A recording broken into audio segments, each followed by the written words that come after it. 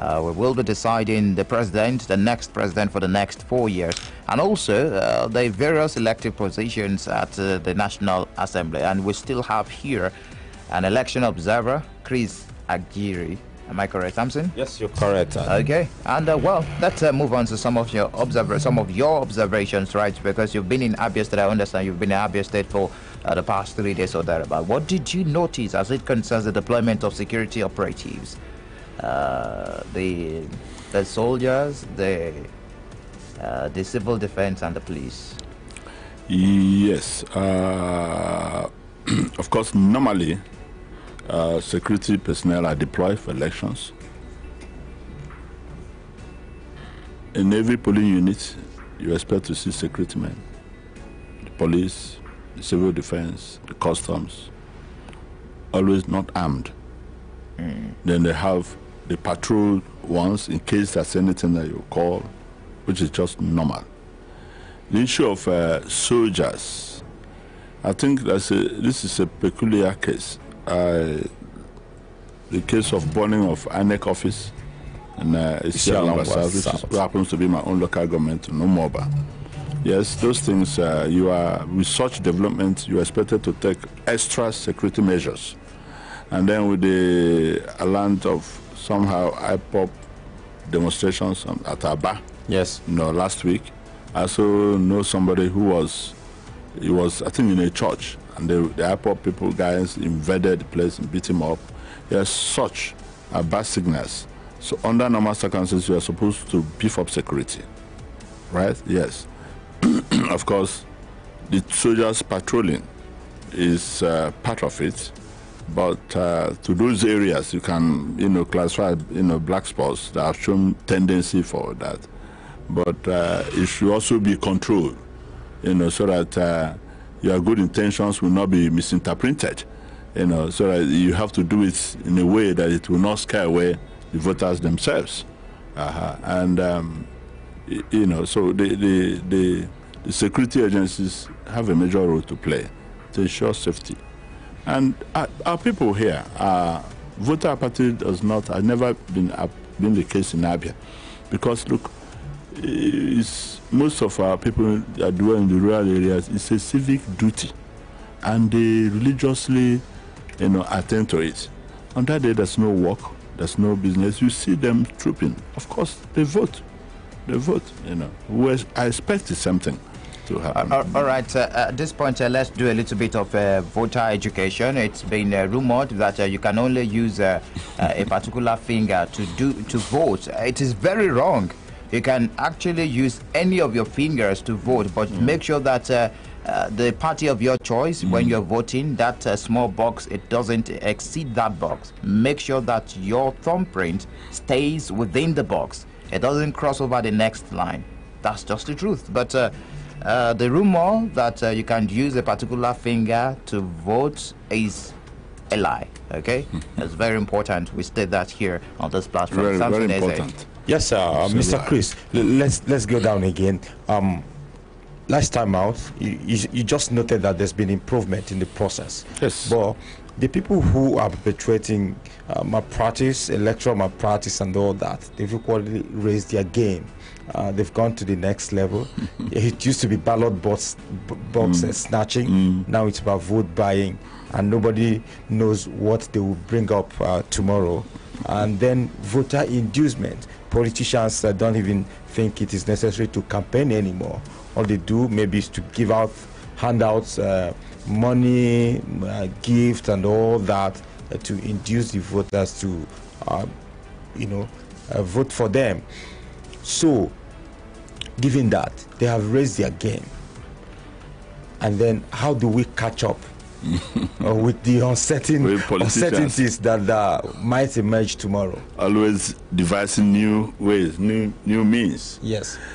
The fact remains that politicians want to win election at all costs, by all means, by every means possible. That's the mindset of the average politician. I stand to be corrected.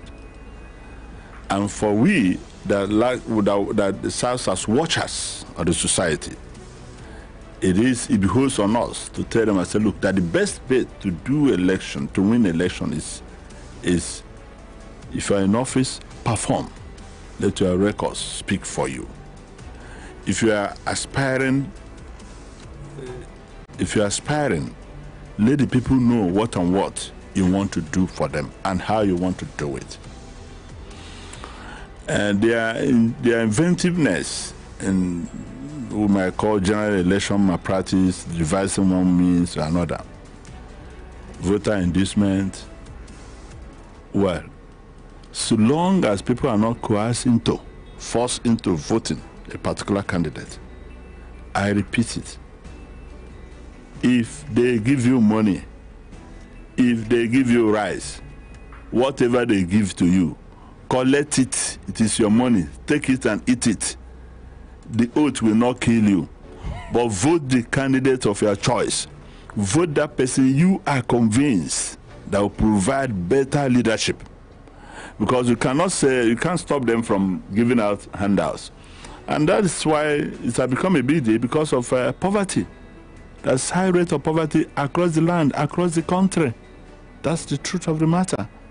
And when people are hungry, their conscience does not matter. It's like, giving out their birthright by porridge of fear. The issue of, the slogans have been going on about don't say you are right, don't say yes, collect the money. Whatever they give to you, take it. But you are not. If you are voting for them, it's not based on what you are getting from them, because it's not their money. It's our money. It's our money. It's the people's money that they are giving out. So vote that person, that candidate, that party. It's not even a matter of even party, sir. Even if your candidate did not win, be convinced that this person, oh boy, I am convinced that this guy will deliver. Vote for that person. Okay. And for the politicians, I beg you in the name of God, it will not help you in the long run. The issue of devising means to circumvent the system, you'll be committing an offense. You'll be committing an offense. And once you are caught, you go in for it. Play by the rules. You're a policeman, you're a candidate, you're a party official, you're an INEC official, you're an election observer, whosoever you are, you're a security agent, play by the rules. Play by the rules. Above all, God is watching us. The only thing that can bring sustainable peace, sustainable development is justice. I'm observing under the Justice and Equity organization. Where there is equity, where there is justice, there's bound to be development, there's bound to be peace in any human society. Okay, let's announce that you can be part of this conversation by sending a message to 0906 510 8289. 0906 510 8289. And don't forget, tomorrow, the election day, your polling stations will be open for accreditation and voting between 9 a.m. and p.m. What if you're still on the queue before the close of the poll by 2 p.m.? You will be accredited and allowed to vote. So, as we progress with our various programs, you will get to understand what you will meet tomorrow at that polling station and what you have to do. So it's going to be more of voter education and also observation right here on this platform on Flow 94.9 FM. Sampson. Yes, sir. Let's put it in a very straightforward manner here. That due to some restrictions, like campaigns have ended for now for the elections are built for tomorrow. Due to some rules by our regulators, we may not take voice calls, but we can take your SMS. That's why we are only taking messages. But Mr. Chris, the president failed to sign the Electoral Act amendment, the amended version of the Electoral Act, and we are heading into an election now. Is there anything from your previous observations that you think that maybe if we had that document, there would have been a lot more improvement, like you talked about enhanced card readers? Yeah. I was still going to point out that yes, we had a good situation in terms of performance of the machines in Ekiti. Yes. Probably because all the good machines were mobilized to Ekiti. That's right. And now we have elections in more than 30 states. Are we going to get good machines as well? Of course, yeah. But let's tackle the issue of the document. Is there any improvement that that document would have brought into the existing electoral framework? Honestly, with greatest respect to Mr. President, what may have informed his opinion, it was a disappointment. For me, it was a great disappointment. From my experience as election observer, the essence of observing the election is to be able to note the loopholes and improve on the system. So our experiences in 2015, the 2015 was based on the 2010 amended Electoral Act. Our experiences in 2011 and 2015, they were now correlated and into the Electoral Act, ought to have given us a longer mileage in the election, in the electoral process and electoral management, issues and all that. Unfortunately, Mr. President did not sign it. That's by the way. But here we are. The elections are here with the 2010 Electoral Act. Yes, it all borders on conduct, human conduct. Even the laws as contained in 2010 Electoral Act are also good enough to give us, if and only if, wherever you find yourself, whether as electoral official, as a security official, as a government agency, as a party in power, as opposition, so long as you conduct your affairs in line with the guidelines for this election, in line with the provisions of the Electoral Act, we will also end up having a free, fair, a credible election. The only thing is that some people are determined to do that which is wrong, and that is not fair. That is not fair at all. And technology is ever improving. It's ever improving. After all, the card reader we saw in Ekiti, I mean, nothing. It has the amendment, the Electoral Act has nothing to do with it. I expect INEC to deploy that across the country. Okay. Yes. All right. There are some things that you will do tomorrow that will put you in trouble, like campaigning for vote and persuading a voter not to vote for a candidate, especially at the polling environment. Shouting of slogans concerning the election or in support of any party. If you do that, it will put you in trouble, and security operatives will definitely arrest you. If you're in possession of an offensive weapon or wear any apparel calculated to intimidate voters, it will put you in trouble.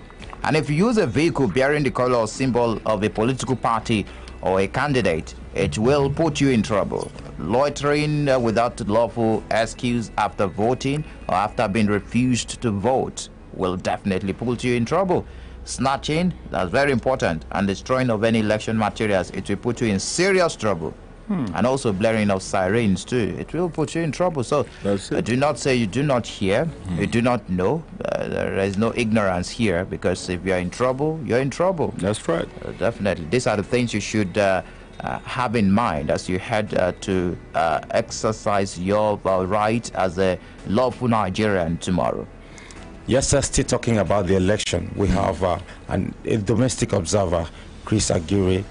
He will be observing under the Justice and Equity Organization, but I know him somewhere.